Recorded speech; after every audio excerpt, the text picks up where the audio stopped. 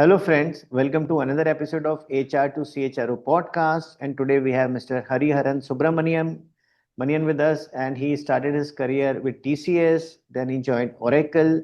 Then he was in Capgemini. And then he joined Aspire Systems, where he became a HR head in a very short period of time. And currently he's at Iris Software, where he is Director HR. So thanks for giving us time, Hari. Welcome. Thank you. Thanks a lot, Amit. It's a pleasure and also very interesting subject. So looking forward for a nice conversation here. Thank you. So to start with, Hari, why HR? Why did you decide to start your career in HR? Uh, I wouldn't take the full credit because it was not a very planned journey, I would say. I always believe that people whom I respect and whom I reach out to for various advices in my career, their observations about me and their observations about my personality is very important. So if you see my career, I was a statistics student in my undergraduation, but then I need to join an organization, started working there. And people over there, they felt that I have a flair for people and I have a flair for, understanding human better, probably because of the way I talk and converse and communicate and all that. And they suggested that why not? So it was not a very planned thing. But when I started with my post graduation in HR, slowly I felt like, okay, probably I'm in the right place and also at the right time. And that's how HR came into picture. Otherwise, it was not part of my career plan as such when I was studying. Very nice. So you feel, would you like to say that it's important to have mentors in life? Like you were guided by mentors who, Absolutely. Yeah, I wouldn't say you need to have one mentor because people could be different mentors, different time. In fact, sometimes your friends could be your best mentor because they know your plus and minus, and they will be blunt and they will be very straightforward. So they will tell you what you are supposed to know. And these mentors could change when your life changes also. If you're fortunate, if that mentor travels with you throughout, very good. But having a mentor is a key. I'll come back to it. So we'll come back to it. So Sure. see, you became an HR head quite early in your career, 10, 15 years. Yeah. And see, as per certain reports, only 0.5% people, they reach the CXO level. Okay. It's not that easy to reach the CXO level. I mean, I worked for 15 years in the corporate world and I saw so many people they move aside during the journey for because of so many reasons. So to reach the CXO level, what has been the secret of your success, Hari? First of all, I've not reached yet there. For the region, yes, you can say that. But as an organization, I report into the CHRO, so we have a CXO there. But I think it's a very um, genuine journey, and there needs to be a lot of passion towards that. Okay. It's not that okay, you eye for it and then you keep moving towards that. Instead, it has to happen naturally, right? But are you preparing yourself for that is very important, because what I did was that when I started my career as a recruiter, but after some time I decided that no, I want to be a generalist. I don't want to be a comp specialist or a recruitment specialist or anything, because if I need to be there, and which is what my career aspiration also, if I need to be there and if I'm moving myself towards that, then I need to experiment a lot of things. For example, if you see from, if I quote my experience moving from Capgemini to Aspire, a lot of my friends were like, why do you have to leave a brand and join Correct. a mid-size organization? But I think that's the right decision that I made at that point of time, because I was able to learn more and I was able to probably create that value and then make that impact to the organization, to my own self, and see what I'm good at, what I'm not good at, what should I do next. I think it was a very conscious decision. And if you ask me, I don't regret in any of my decisions. I'm quite happy that way, though sometimes it might be like, okay, it should have been this way, it should have been that way. But it's a very conscious and a very structured approach that you need to take. So is it that ability to take risk? Is that a prerequisite or is that a very important factor in a person's journey to reach the that level? Absolutely. I think that's what all the seniors in the industry have done. They've shaken themselves, right? It could be where you could do it in even one organization because that organization can give you so many multiple opportunities that you can explore and then do that. Or sometimes you might have to move to different organization which at different parts of your career and then experiment. But what is more important is, are you really taking efforts to reinvent yourself? If you Okay, don't very nice. reinvent yourself, then you will not be able to find a path, right? If you ask me, you know, who I was as a person in 2015 versus 2025, more than the designation, more than the compensation, as a person, as a leader, have I grown? If that was not there, then I don't think, it makes sense. Very nice. Because designations, titles, all that will vary from organization to organization. But what am I as a person in that journey? I think that's the key, and that's what excites me. And as an individual itself, I'm a person who likes change. Mm-hmm. I don't get worried when the structure changes, when the system changes. I always find like, okay, can I find something? It could be even smaller things like my own desk. I keep changing things because that will give me a different perspective about the same place where I was working, right? It could be colors, it could be, some rearrangements. I think that helped me, and that flexibility helped me. Very nice. So, in fact, we use brain rewiring techniques in our workshops, Hari, and I mean, generally it's advised that you change the way you work. So, if you're traveling to office, you take a new route because your brain, the wiring gets created, and then you become used to behaving the Yeah. way you have been behaving, and doing things in a new way creates new wirings, which is what makes you keep young. And so you have been naturally inclined to do that since childhood, because like you said that from as a recruiter you planned or you moved on into journalist role, and you didn't want to get categorized into one particular domain, and you kept on changing that just because to learn new things, and Yes. not letting the brain rewiring settle in your. I get sometimes bored. I don't know whether it is good or bad. I sometimes get bored, and then, I don't call it monotonous because, see, wherever I go and whatever I do, this business has some part of monotony, which you Correct. can't kill it. I can't invent or innovate every day, right? But at least can I change the style? Can I do something new? What I've learned, can I implement it, try it? Even I've seen, I get quite surprised when people say that, if I want to move a person from one team to the other, the manager comes back to me and then say that, no, no, no, you can't do that, otherwise the system will not function. Is something that surprises me or shocks me all the time, because there's nothing like that, right? And even that person will knew something, and even the manager will knew something. He will also get to know something new if he gets a new leader. But Right. if they don't shuffle and juggle and change, I think there is no excitement. All right. So see, let me put it in a different perspective, Hari. See, change. Why are people scared of change? Because of fear of failure. As a mind programmer, because of the wiring that I may not be able to handle the consequences of the change. So, what I'm trying to say is the ability to handle change usually requires a high level of self belief, which enables you, because you know that whatever will happen by the God's grace, I'll be able to handle the consequences. So how important is it for a young professional who's starting his or her career to inculcate that sense of self belief? How important is it, and how to inculcate that? What should a young professional do to have a higher dose of self belief? Um, First, they should not be a very hard critic on them. Okay.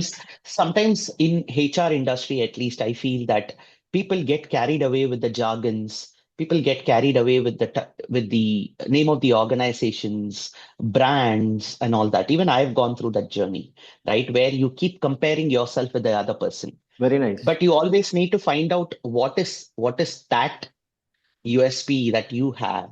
Mhm. Um, and it takes time, Amit, in the sense, if they want to be somebody within 5 years or 6 years, I don't think. because I always compare career with marriage. The journey has to go where you will move to different phase of your marriage life, and after some time you will realize that it's just that partnership and that friendship that evolves is Correct. more important rather than anything that you thought is important, Correct. right? That's how career also, where that passion is more important than anything else. For example, some companies call you director, some company call you vice president, some company call you Correct. AVP, some companies call you senior manager. But who are you as a person, right? And what is it in for you? And people are also looking for very quick success. Correct. Um, you know, Actually, failing is very interesting. And you need to embrace failure. It's Very just nice. that you should not repeat it. But failing, it's okay. Even I have done some career mistakes in my life, and some has worked out, some has not worked out. There is nothing wrong. And nobody is here to judge, because Correct. to an extent, I believe that there is nothing called market. They are not set of people who decide this is where it is and you're the best person. So, for example, you're calling me for a podcast. It doesn't mean that I'm a super duper person where if I go to any interview, I will click and then, I'm the person whom they want to know. There is a culture fit, there is a, market fit, there is a comp fit, and then there is a personality fit. So many things are there. I feel people get little jittery when they see a failure, Mhm. and there is a lot of pressure that they take from people around them. I Correct. think they need to slowly ignore it and see what is it in for them. What is that calling? What makes Correct. them happy, right? For example, if you look at me, whether I want to be a techno-functional consultant kind of thing on a HR product, I might not enjoy. Correct. And if I want to be a full-time remote work, I might not enjoy. I know what I like to do, right? And that self-awareness is more important for people to be successful. You need to know what you are good at. Very important is that you need to know what you are not good at. Yeah, anybody can motivate you, demotivate you, whatever. I Correct. know what I'm not good at. And if people convince me that, hey, you're very good at it, I would be the first person raise my hand and say, sorry, I'm not good at it. I can't do it. And second thing is that, which is very important, don't don't chew beyond what you can, or don't intake beyond what you can chew. The reason is that it might it might not help you to enjoy the process, Okay. and it might create unnecessary burden. Correct. And sometimes I feel, I'm not very senior, but at the same time sometimes I feel people who are 10 years, 12 years, right, they feel they feel they feel very senior at a very young age. They don't even come back when I talk to them, meet them in a conference. I feel that, well, how I was when I was 10-year experience, curiosity to learn. And Correct. I've never felt like I know everything. Correct. Whereas when people come back with so much certainty that they know everything, makes them to shut the door. Correct. Yeah, still, if I look at somebody who's like 5 year elder to me in terms of experience, I'm like, oh my God, I'm sure this person knows something which I don't know, and I need to grab that because it's a vast ocean. Correct. And am I really ready for it? So Correct. I think that openness is also key for people. Correct. Like you mentioned that being open to learn, keep learning and reinventing yourself.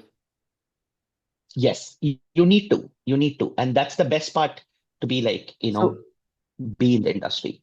one question I want to ask is how important is it to work in a structured company like an MNC and also in a startup? But first, I want to ask you, like you mentioned about self-awareness.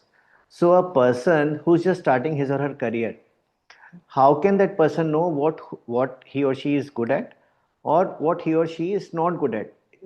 Could he should that person go for a psychometric test maybe, or will the mentors help, or for the next 1 2 years, he or she should to just try doing engaging in and as many different things as possible. What is the right way? Psychometric test or mentoring, all that are perspectives, Mm-hmm. right? I would say that they need to just go with the flow. Okay. It would take 3 to 4 years, not even 1 or 2 years. It would take Okay. 3 to 4 years for Mm-hmm. them to see what they like, what they don't like. And then I always believe that you need to leverage your likes. Mm-hmm. And improving dislikes is one part of it. But instead of investing too much, whatever Correct. you like to do, just leverage it. And then see what are all the opportunities that are coming on your way. Never say no to opportunity. It Mm-hmm. could be anything. For example, if you look at my career, Mm-hmm. I'm a person from south of India, Mm-hmm. and if you talk to me in Hindi, I can't converse comfortably. Mm-hmm. Okay, but I've traveled across India. Mm-hmm. Any opportunity that comes, 15 days, 20 days, 1 month, 2 months, I just take it. It's okay. It's Mm-hmm. okay. But I learn a lot of things, not just work. And so this self-awareness needs experimenting. Mm-hmm. And people will slowly understand what Understood. they like to do, what they don't like to do, what they are good at, what they are not good at. It's a very conscious process. It's a very conscious process. They need to write down, and you also need people around you to give right feedback, Mm-hmm. and you need to be open for feedback. Very It nice. need not be mentor, right? And Sometimes, my mother gives me the best feedback. okay. Sometimes my wife is the best critic, even in an office situation when I share it with her, right? Somebody who's very blunt, very straightforward, sometimes rude to you are the Mm-hmm. best people because they care about you. Correct. Very So nice. that feedback is also equally important. Very nice. So you talked about leveraging your likes and learning about your dislikes. So leveraging your likes, would you like to share some example from your personal life at the starting of your career? Yeah, see, I like to be on the front stage. Mm-hmm. Okay, I like to present. I like to talk to a bigger crowd. I'm not a person who shy away from it. Mm-hmm. But my confidence on English as a language, Mm-hmm. was a big barrier. Mm-hmm. So what I thought was I need to leverage, my liking. So I prepared myself towards language. And then slowly what I decided is I don't have to have an accent. Mm-hmm. I don't have to be 200% good in grammar because this is not my language. Correct. This is a foreign language, but it's Correct. a common communicative language. But what I'm very good at is meeting people, talking to people in a bigger crowd. And how I leveraged it is that any opportunity that comes on my way, it Mm-hmm. could be probably hosting an event, it could Mm-hmm. be presenting to a leadership team, Mm-hmm. it could be something that I can go and do a guest lecture, Very nice. be in a conference. Slowly I started, and then that gave me a lot of boost when I get a positive feedback towards it. And then I reassure my own self that that is what I'm good at. Right. Very I nice. need to reassure it. It could be a simple comment. It could be somebody who come and give you a handshake saying that, hey, very nice. It was. So I'm like, okay, fine. So I thought that I'm good at it. And then somebody else is also telling me that, and I'm getting it again and again, which means this is the area that I need to invest on. Right. And if you ask me to sit and do things in one corner alone, I can't. I'm a Okay. people person. And people come across to me saying that you're very approachable. It's good to connect with you, then which means that is my strength. Correct. How can I leverage it? How can I be available for people? That's where I started thinking about a mid-size organization or a startup organization or a GCC like what I'm working now, because I know people here. I know people by name. Mm-hmm. Right? I don't get lost with 15,000, 20,000, 50,000 employees. I know people by name. I can touch life. And that's what my strength is. So that's how I slowly leveraged it. Very nice. I can't be a boardroom person. Correct. Okay. I can't be in like certain layer where I will not get the full visibility. Instead, my team member, my team members, team member, team members, team member have to tell me what is happening because I handle 15,000, 20,000 people. I don't know whether I will enjoy that or not, but probably what I'm doing now makes me so happy. Very nice. See, conventional wisdom has been, or like what we were told when we were growing up, people of my age, my parents would tell me how to remove your weaknesses, how to work on your weaknesses. But now it's shifting to leveraging your strengths or take advantage of what you are strong in, like you are mentioning, that Yeah, leveraging your likes and dislikes. All right. yeah. So, See, the okay. system itself is like that. Sorry, Amit, I just want to add there. Yeah, yeah, yeah. The education system is like that, Correct. where people are pushing towards our weaknesses and asking us to improve, right? Because they want us to be somebody. Correct. But slowly, when you decide that you want to be you, you will only leverage strength. You don't want to touch your weakness. Correct. And best part is, you know, that is your weakness. Correct. Very nice. All right. So, see how important is it for a person in the first few years of his or her career to both work in a very structured company like an MNC or a very big Indian brand, and also, like you mentioned, working in a startup-ish kind of a company, where so you get how important are both these aspects? Is one more important than the other? Both are equally important. You need to see, you need to see extremes. It's Correct. always green on the other side, right? You're talking about MNC and startup. Correct. When I started my career with TCS, I always felt product companies are more interesting. Okay. You want to work for a product company, product development companies are like wow factor there. Then Mm-hmm. when I joined Oracle Corporation, I felt no, IT services is more convenient for me, or that's where my heart is, because the business cycle is. But now I work for a product company, but now I work for a product company with right services mentality. So for young people, right, first opportunity is very, very important. Probably I was fortunate or rather blessed to have start my career with an amazing company like TCS. Not everybody will be. Correct. Whatever it may be, structured company will give you timelines, SLAs, and you know what to do, and the scale of it is Correct. very important. And startups will help you to innovate, Correct. and you can experiment, right? But there is no right or wrong way in it. Having both will give you. But are you really looking at perspectives and then learning, or are you just going and then working and coming back? It depends on the person. Correct. Somebody who's working for a structured company can also not learn. Somebody who's working for a startup, will keep doing whatever comes on their way, but they will never try to structure it. Correct. Correct. So it all depends on the person. See, so how should a person plan his or her career? So, see, planning for a CXO may not be the right thing to do in the starting. But from your perspective, should it be a 5-year period where a person should, set some milestones that at the end of my first 5 year of my career, these are the skills I should have, or this is the level I should reach, and then plan for the next 5 years. How should one go about it? Should it be 5 years, 5 years. Yeah. Sorry, go ahead. So should it be milestone based or should it be skill based? That goal that one should create. How should one create that goal? The 5 year goal. See, if I talk about it now, it might sound cliche because I've never had anything like that. But what I did was that I trusted my seniors. Okay. And then, but any organization to know what you are good at and to invest on you, to develop you, or to give you new role, to give you new opportunity, they need minimum 3 years. Okay. Nothing less than that, especially in the initial phase, Mm-hmm. because you might talk tall, but what you are good at, because Mm-hmm. it's a business. You are Correct. not joining a training institute where the company have to develop you, right? That's part of the business. Why are they investing on you? Why are they developing you? Because it will be useful for the business. Correct. And in that thing, if you see, people have to be patient.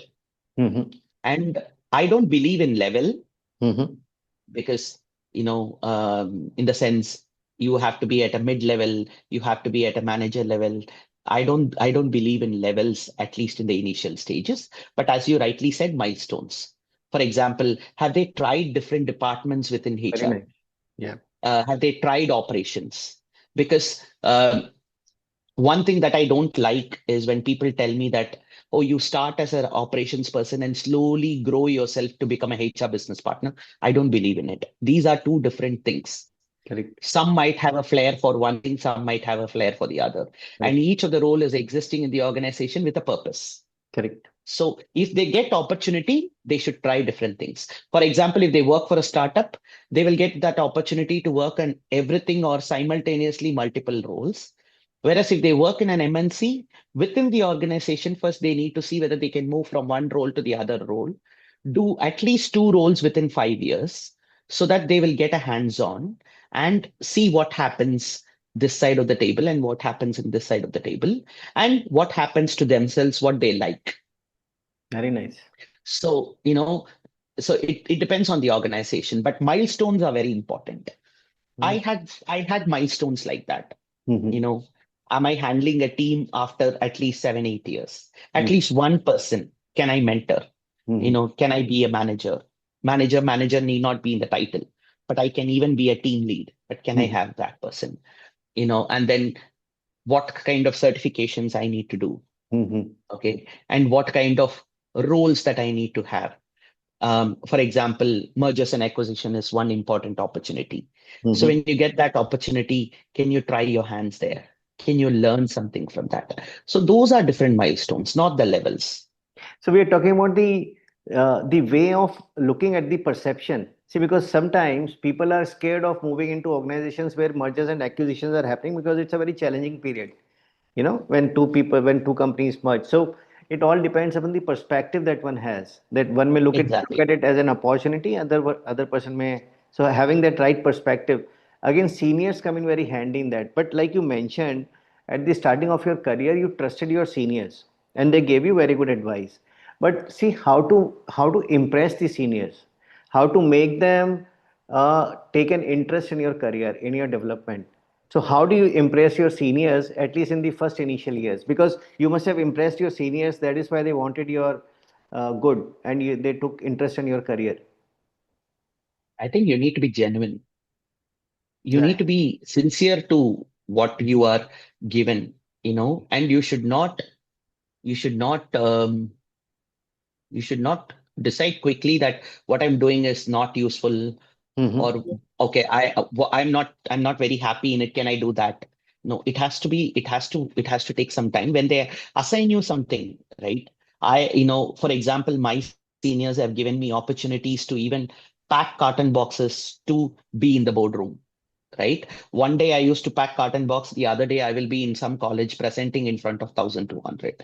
My seniors always used to tell me that both are part of your role, and don't think that one is important and the other is not important, right? And you need to be sincere in it. Your value system, your ethics, people Mm-hmm. observe all that, right? I mean, they don't invest on roles, they invest on people, Correct. right? You that kind of a person where they feel that there is a genuinity in you, there is an ethical system in you, that you respect what is given to you respect the role, right? Very nice. And if they feel that, okay, this person is not acting because I don't have to impress anybody. End of the day, am I able to sleep for the kind of money they pay me? Am I satisfying the business? Am I satisfying my own self? Am I learning? That's all. And eagerness to learn is something that people always observe. If Correct. you have that eagerness, then Mm-hmm. they want to. And I don't know. I think probably it is not a very formal learning from my seniors. Nobody took me to a room and then taught me in a slide or something like that. Instead, I used to observe, and then I need to sometimes I imitate. A lot of times I felt like I behave sometimes like my first boss, Mm-hmm. like my second boss, or my favorite boss, because you pick up personalities and then you imitate, right? So Very nice. so that's the journey. I think you have answered it very, very perfectly, Hari, by saying that you have to be sincere. So sometimes what happens is that people they try to shirk away from responsibilities. Like you said, that look for responsibilities. So many people would find it difficult to pack cartoon boxes, for Yeah. example, that it's not part of my role. Why should I do it? But one has to do everything one's senior is asking for within those boundaries, and that is the way to impress the seniors, like you rightly put. All right. So see, we talked about failures, how failures are important. So can you give some examples on how you became a better person because of a failure? Yeah, there are a lot of examples. For example, recruitment is an example. Mhm. When I did that after 1.5, 2 years, I really felt like probably I don't have that aggression of doing it day in and day out. It can be part of my role, right? And I know some of my batchmates were super successful in it when compared to me. Okay. So I felt like, okay, then I need to probably change my gears and change my path or change my route. Okay. Okay. For example, product development, moving from TCS to Oracle, you Hmm. know, uh, was it a super successful career? I don't know. Okay. But have I learned? I've learned a lot. I understand. Right. And when I come back, people are like, how can you miss an opportunity like Oracle? Right. Then Correct. slowly I realized that am I missing a brand or am I missing my own self? Right? I still have very good friends and mentors who are still with Oracle, and they started along with me, but they had the right fit there when compared to me. And after 2 years, I realized that probably Capgemini was the right calling for me. And there's nothing wrong in failing. But the best thing is please accept. It's better you accept rather than somebody telling you. Correct. Correct. Very nice. See, Hari, another thing is when I started my career in late 90s, HR was looked at with a certain set of glasses, so as to say. And in sales, particularly, I was in sales. Uh, there was not a lot of, maybe in those times, respect to HR, and cut to now where HR is now, it has a seat at the table, and they are very much a strategic partner in the company's profitability goals. So how important is it for a person in HR in the starting of the career to be business savvy, to know more about business? Um, First of all, this journey has not been easy for HR fraternity, right? So I owe everything to all my seniors who have moved it from a personal department to a human resource department, now to talent management, business partnering, all those terms. I think it's hard work that my seniors have proved to the business Correct. that we can add value. See, without knowing business, nothing works here. See, sometimes I feel sad when HR people are not talking business or not understanding business. Okay, without business, who are you in the Correct. industry or who are you in the organization? And you are there to enable the business. Correct. Sometimes those decisions you might not be happy, but are you not happy as a person or are you not happy as a HR? Very important question. If you're not happy as a HR, then you have right questions to go back and ask. If you are happy or you are not happy as a person, that's okay. Correct. If your role demands that, be with the business, be with them even during ups and downs. Join hands with them. And as HR professionals, young HR professionals, they don't understand the products, they don't understand the industry, they don't understand the client, they don't understand why they are doing it. Okay, only when they understand, then they will know, okay, if I don't do this on time, somewhere this relay race will get a hit. Correct. If they get that big picture, if they know what is that puzzle piece that they hold to make the big picture complete, I think they will place it right. Else, they will not be able to. And they will get a high out of it if they know the business. Correct. Sometimes I know that if I do this on time, my business will grow, makes me feel so high. It Correct. could be hiring, it could be retaining talent, it could be probably developing leaders within, it could be whatever initiatives that we are talking about, right? Correct. If one of my high performer is not doing okay mentally because of his mental well-being is affected because of his or her family, if I take that extra 1 hour, be with the person, take him to a right counselor, help him, and if that guy is going to come back to right productivity, I know my business is growing, Correct. right? So people should know what they are there for, How to go about? right?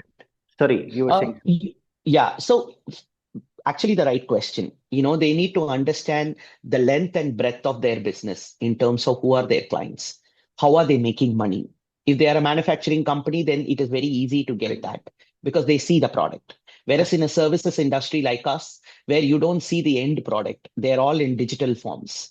So you don't even get to see the products Correct. that my company develop, right? I don't see it visually. I Correct. don't see it, as a material. So what Correct. is more important is what are all the touch points that this business is affecting and what can I do to make it better? See, Mhm. I don't have to do everything, but it can be a smaller portion. And they need to talk to business people. They need to sit with operations team. They Very need to nice. ask them what is their 8 hours. For example, if they are sometimes when I see people where I give them a JD, Mhm. if my recruiter is going to just collect the JD and then go to Naukri or LinkedIn and start searching, I think they are doing a mistake. Correct. Instead, if they ask me that, okay, who is doing this role Mhm. currently, Mhm. then they go and sit with that person and Very understand nice. how your 8 hours go. Very Then they nice. will do a much better search than just reading English in JD. So Correct. those are the value additions, right? And that's how they learn business. Okay, what happens if this talent is not retained? What are all the impact that will create? Why? And what is he specially bringing to the table or she specially bringing to the table, which will have a gap? So that's how they learn business. Very nice. Coffee tables, chai counters, Mhm. employee feedback, reading, glass doors, ambition box, whatever feedback that they are getting, sometimes even gossips, rumors that go around. Mhm. All those things will tell them what is important for this business. Because for one company, something will be important, whereas for the other company, something else will be important, Correct. right? Correct. So they need to know what is the culture of that organization. And culture and business actually goes hand in hand. Correct. If that culture is if the business is an aggressive business, the culture will also be an aggressive culture. If a business is a people business, the culture will also be people centric, Correct. right? Is it a sales driven? Is it a marketing driven? Is it a brand driven? Is it a product driven? Is it a revenue driven? Or is it something ethical driven, value driven? You need to know because there is Mhm. nothing called right or wrong in it. Correct. But what suits that business at that point of time? I think people need to have an eye and they need to read. I don't know how many of us read our own company websites, right? So Yeah, very nice. All right. See, the question which comes to mind is I'm a young corporate professional. I travel so much, so many times, so many hours I spend in reaching office. Then I come back again. I have to spend so much time in traffic in a big city, and I already have so much on my plate. The KRAs and the KPIs which I have to look after. So, and it takes so much time. On top of that, how do I, work on knowing about business? How do I do that? How do I uh, find time to do that? I don't think you need to create that time. For Okay. example, let me come back to that recruitment example. If you are a recruiter, Mm-hmm. okay, if you are connecting a call between a candidate and an interviewer, Mm-hmm. and are you leaving the call or are you going to stay in the call at least for one interview? Okay. Then you will know the business. Mm-hmm. It's part of your job, but still you Mm-hmm. will learn it, right? If there is a performance improvement plan meeting happening, Mm-hmm. what are you observing? Mm-hmm. What are all the gaps and why they Mm-hmm. are talking about these gaps? How are they measuring metrics? Then you will get to know the business. It's not a very conscious classroom training. Initially, they might give, some companies give a very structured classroom training. But after that, it's all about how you observe who are the decision makers, who Mm-hmm. are the influences in the business. Mm-hmm. Sometimes when you ask for an approval, Mm-hmm. why is it going to that person? I understand. Okay, why it is not going to this person? Then which means this person is doing an influential role, which means his business decision will impact the business. Then which means who's he or she? Then I will get to know that person more. So it's a very natural process. It's a very natural process. For Mm. example, it's like, okay, it might sound silly, but I believe that this subject is very close. Is like, typical Indian family when the bahu gets married and then comes to that family, right? When that girl comes to that in-laws family, she will not get into a classroom and learn things, Correct. Correct. but No, she will observe very in the nicely put. process of living. In the Yes. process of living, she will observe, and then she will slowly accustom to that environment, to that, and then she will decide what is important for this family, what is not. Okay. So same thing as an employee also, you will start doing it. And sometimes conscious learning, Mm-hmm. sometimes reading company updates, emails, Mm-hmm. which most of the time people set a rule and then put it in a corner. If there is a CEO update coming, if there is a, probably monthly newsletters coming, Mm-hmm. can you spend 5 minutes, read it so that it will give you an idea? Very nice. Very nice. See, another problem I see, Hari, is that when I started my career, at least for the first 2 years, whenever we would meet, my classmates would meet, we would discuss packages. Who is getting how much? Now, Even now. and now with social media, you know, that it's more in your face and it's more in 24 hours in a day. Because you are aware what everybody else is doing. And that sense, like you mentioned, that one has to be patient, right? So a few lines on that. Why is it very important to know, like you said, know who you are, rather than compare yourself to what your classmates are doing, or what your batchmates or peers are doing. A few lines on that, Hari. Um, First of all, compensation and growth are need not be hand in hand. In fact, sometimes it might not define at all. Correct. Okay. But what is more important is, I think, as an adult, all of us will decide what we want. Okay. Because there is nothing called, I've never seen in 20 years of my career, Amit, any employee raise their hand and say that, hey, I'm overpaid. Can you take some of my salary? Right? Every employee will say that I'm not paid enough, Correct. or I'm Correct. not, you're not compensating me right, which holds good Correct. for HR colleagues also. Correct. But what I've seen eventually is that everything gets evened out after some time. Somebody might start with a 5 lakh package, somebody might start with a 10 lakh package, but no company will pay you so much for nothing, Correct. right? They are not paying you because they want to develop you and your family. No, they're paying you because they expect so much from you. So slowly things will get evened out. And, you know, setting expectations. See, one thing that I've always loved about, outside of India when I lived in Europe is that, which is what I feel that all of us slowly need to move. I think we are moving with young generation, is that they create a life for based on their earnings. Okay. But we earn based on the life that we create. Correct. There's a lot of difference. If they earn 10,000, then they will create a life based on 10,000. It could be a small house, minimal food or provisions and no luxury because they are earning that much. And then slowly, when their earning grows, their lifestyle also grows, which is what our parents have done. Correct. Whereas what we are doing now is we start there and then we earn towards that. In that pressure, sometimes we miss an opportunity and go to another organization because they are paying you 50% more. Correct. Whereas somebody who has trusted you, somebody who has invested on you, somebody who has, who's ready to grow you, you leave that for a few thousands because it's not because of the money. It's mere status symbol that we feel that if I earn more, then I will be the best person within my batch, Correct. right? And I want to be that highly paid, highly recognized, in a highest title. I think all of us go through this rat race day in and day out. For you to overcome, you also need a system. You also need a family which gives you the right advice, which doesn't create that pressure on you, Mm-hmm. which doesn't compare you with anybody else, which doesn't create that social stigma that, okay, you are not earning this much because of this will happen. I think you need a system which helps you to do that. I think that is very, very important. That is the most important for any person, for that matter. And to that individual also, they should not take pressure based on these things, Very right? nice.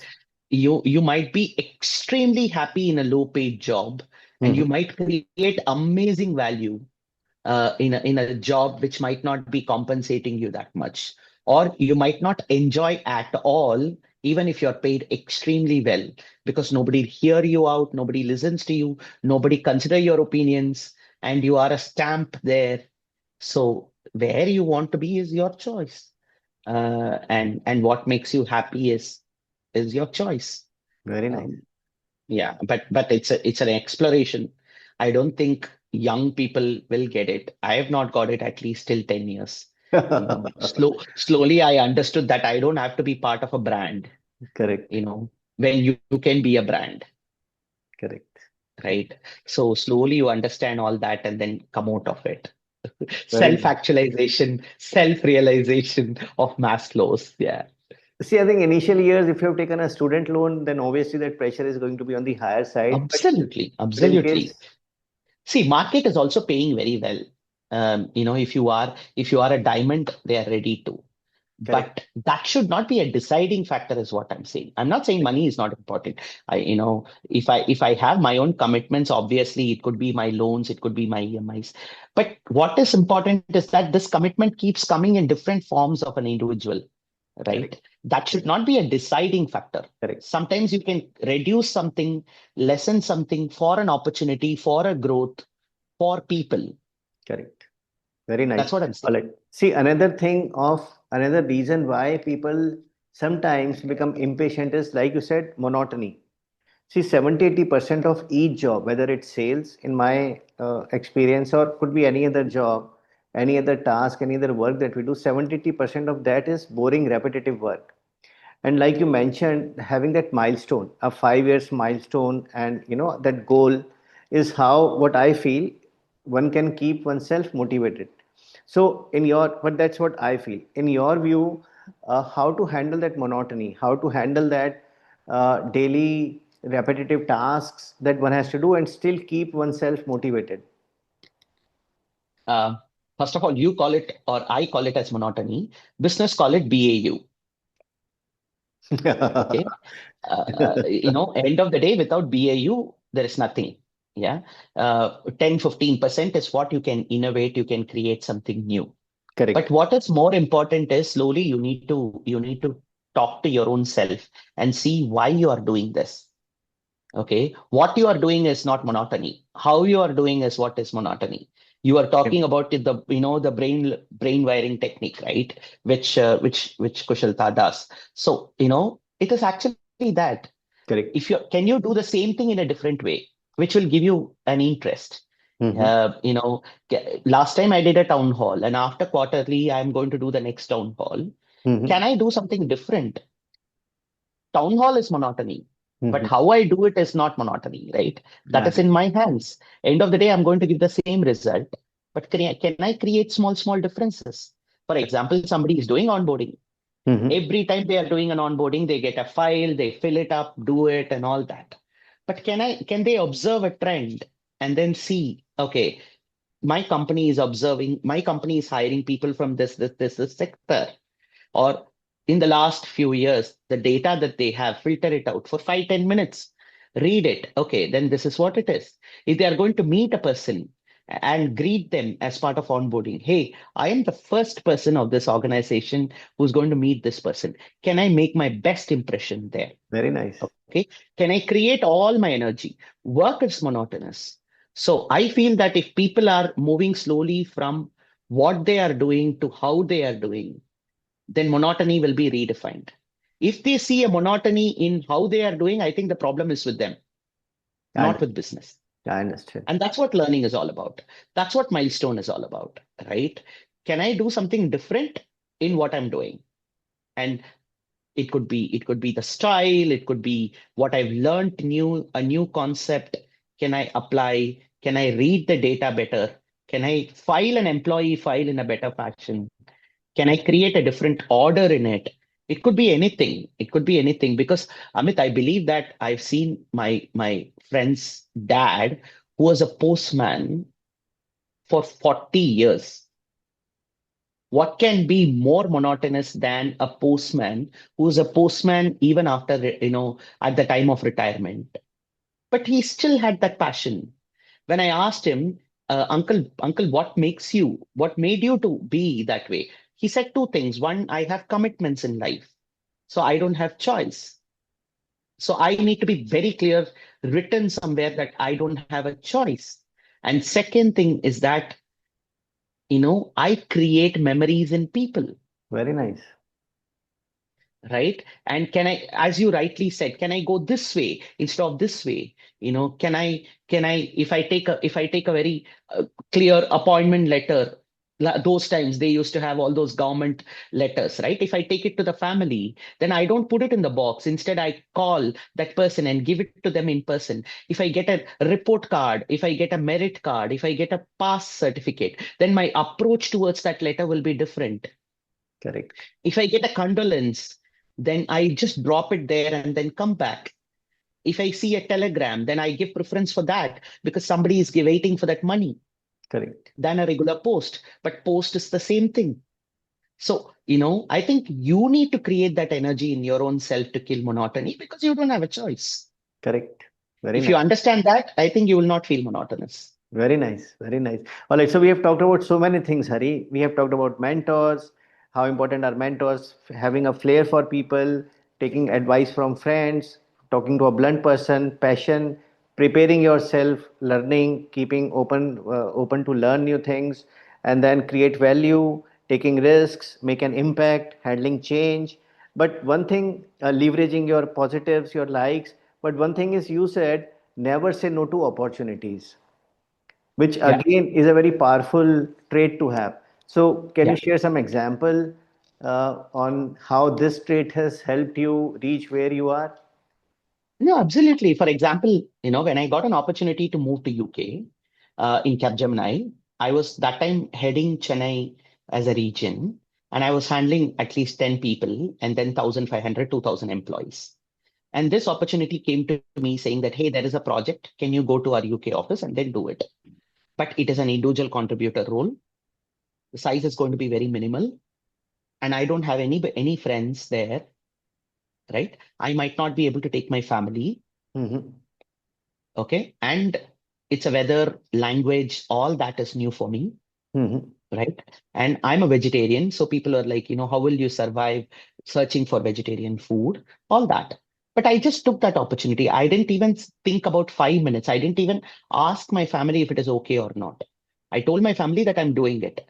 You will somehow figure it out. Though it happened to be a 3-month project, end up becoming a 1-year project. They appreciated my work after 3 months and asked my family to join after 3 months. They said, Correct. let your family also explore. But all that was not there in my thought, right?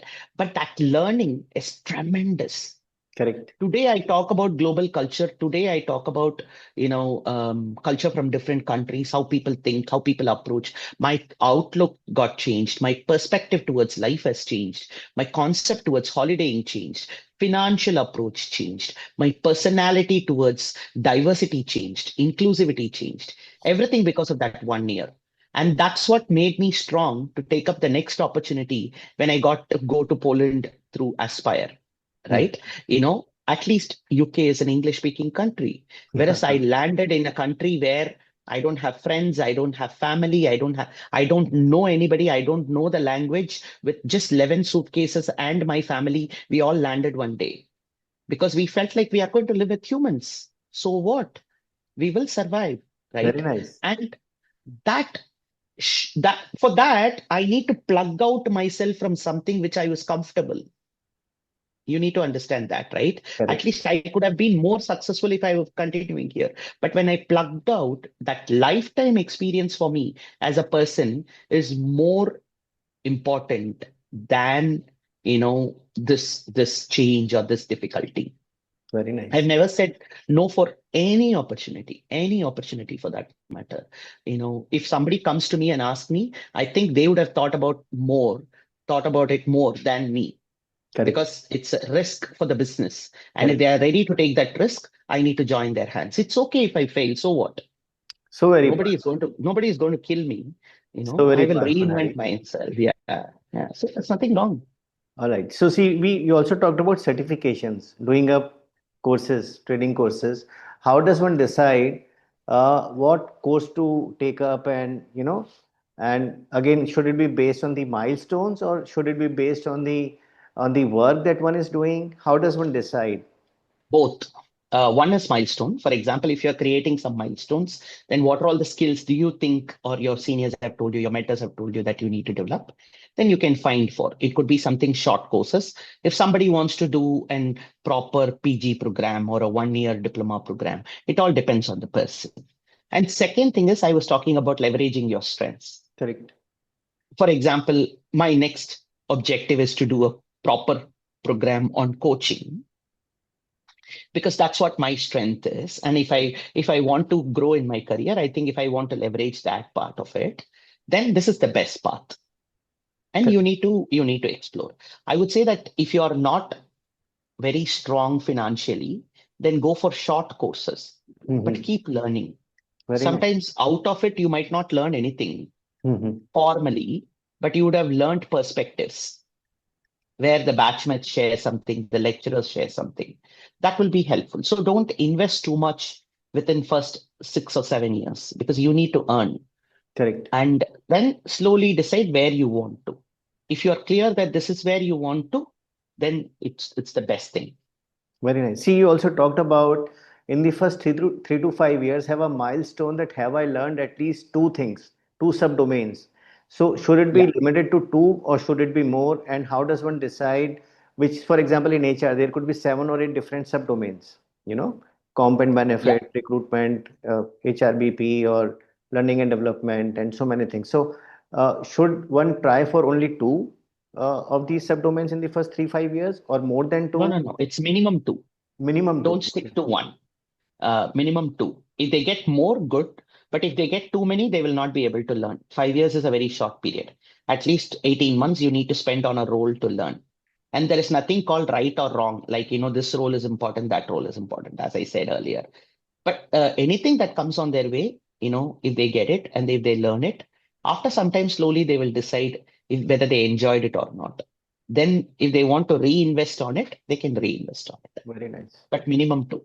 So let's say then one reaches a mid management level, 7, 10, 12 years experience. What are the important things now? Your advice to One people at is mid management. one is, how are you going to take decisions top down in a very effective manner? And, how are you going to manage your own team? Okay, in the sense, in terms of expectations, in terms of their grooming, owning their career, giving them a learning opportunity, some things that are in your control. Obviously, in a mid-management role, not everything is in your control. You will get instructions, you will get decisions, but within your control, what can you do? Hmm. And, if you are in a mid-management role, you are still closer to business and Correct. you are still closer to people. When you go up in the ladder, sometimes you will become closer to business and less closer to on the ground. Whereas Correct. middle management is the best time for you to learn because you are having both. So how can you make the best of both? Okay, taking things from here to here. And you will have people will still not be apprehensive to talk to you because they don't think that you're a senior where they can't meet you, talk to you kind of thing. At the same time, they will not take you light also because you have that experience, you Hmm. have that knowledge, so people respect you. So this is the best time where you can do the best in your career. I would say my best part of my career is between 10 to 20 years. Very nice. So I think that's where you can do a lot of things. Very nice. And what about people who are at past 14, 15 years of experience, let's say, slightly above mid management and aspiring to senior management? What would be your advice to them? See, our career is about 30 years. If you Correct. are coming from a typical middle class Indian family, you need Correct. at least 30 years of your career to settle down. So Correct. somewhere you need to drag it and plan it.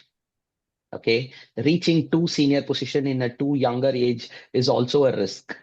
Okay, because what will you do next? Correct. What will make you happy, right? Correct. And at 14, 15 years, I'm sure they would have understood what they want to do.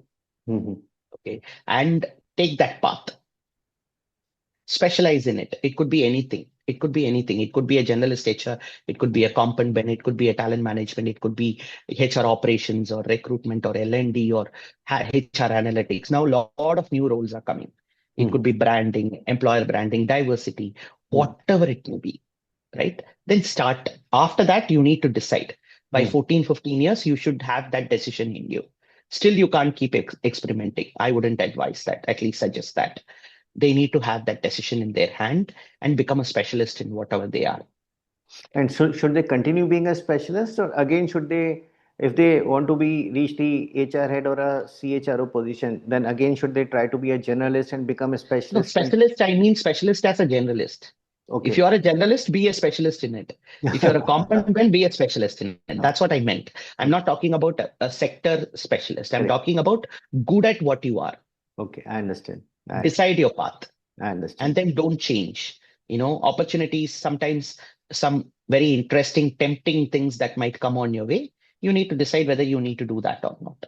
All right. So it has been already been almost an hour, Yes, about to be an yes. hour in a minute, Hari. But one last question. So people at the senior level, what would be your advice to such people? Well, I keep learning from them, so I can't really advise. But but I think inclusivity is not just in Yes. papers. Very You nice. have to have it in practice. And Hmm. it's not an initiative. It has to be part of your business. Correct. Because after all, you are a people person, Correct. right? Who can be a best inclusive person than a HR? Correct. Yeah, sometimes I really wonder when I go to some HR conferences where HR to choose to talk to. And I've seen people who stand in one corner all alone because nobody has included that person even in a coffee or a lunch meet. Because people have friends, they have their own connects, they have their own, comfort zones. So even these are smaller examples. If Correct. if you want to be a people leader, you better be inclusive in all aspects, thoughts, ideas, generations, and openness to critics, feedback, and try to innovate, try to change, try to shuffle, uh, try to juggle, be flexible, and create opportunities for your team. Very nice. Okay. Because no leader can be successful as an individual. Correct. They can be successful only as a leader, Correct. for which their people need to be successful. Correct. Thank you. Thank you, Hari. It has been more than an hour since we started talking. So many pearls of wisdom. It will be very beneficial for our viewers. So thank you. Thanks for giving us time, Hari. Thank you, Amit. I thoroughly enjoyed. I think after a long time, I spoke out of my heart. It was not a questions that you have shared it with me. No, Correct. no rehearsed conversations and no specific area that I need to prepare. Use Chat GPT. Keep. I think it was completely out of my heart. I completely enjoyed. I hope it is useful for the viewers or the audience whom you want to target to. So really appreciate. Thanks a lot, Amit. Thank you. Thank you, Hari.